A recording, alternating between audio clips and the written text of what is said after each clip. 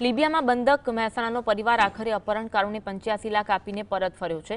કિસ્મતસિંહ ચાવડા તેમના પત્ની અને 3 વર્ષની બાળકીને એજન્ટ હર્ષિતે પોર્ટુગલ મોકલવાની લાલચ આપી છેતરપિંડી કરી હતી।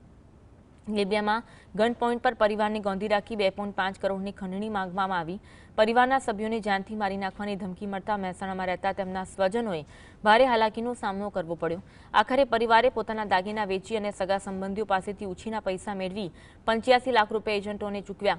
ભારે રકઝક અને નાણાંની ચૂકવણી બાદ પરિવાર હેમખેમ વતન પરત ફર્યો। મોતના મુખમાંથી પરત ફરેલા પરિવારે હવે લેભાગુ એજન્ટ હર્ષિત વિરુદ્ધ કાયદેસરની પોલીસ ફરિયાદ નોંધાવવાની તજવીજ હાથ ધરી છે। તો 4મી તારીખે ખબર પડી કે આ રીતે થયું। બાકી નીકળ્યા હતા 29 તારીખે 2 દિવસ દુબઈ રોકાયા। દુબઈથી આગળ જે રીતે કહ્યું એ પ્રમાણે એમને એરપોર્ટથી બહાર કાઢવામાં હર્ષિતે જ કોલ કરેલો કે જે ભાઈ મારા માણસો છે એ કે એમ કરો। એના કહેવાથી પછી જ્યારે હોસ્ટેસ બનાવ્યા એમને આ પતિ પત્નીના છોકરાને ત્યારે એક દિવસ તો ખ્યાલ નહોતો કે અમારી સાથે આવું થયું। પછી અમારા ઉપર કોલ આપવા માંડ્યા। પછી એના જોડે પૈસાની બાર્ગેનિંગ કર્યું। શરૂઆતથી તો 2-2.5 કરોડથી માગણી કરી હતી, ઓછા કરાવતા 80-85 માં ખતમ।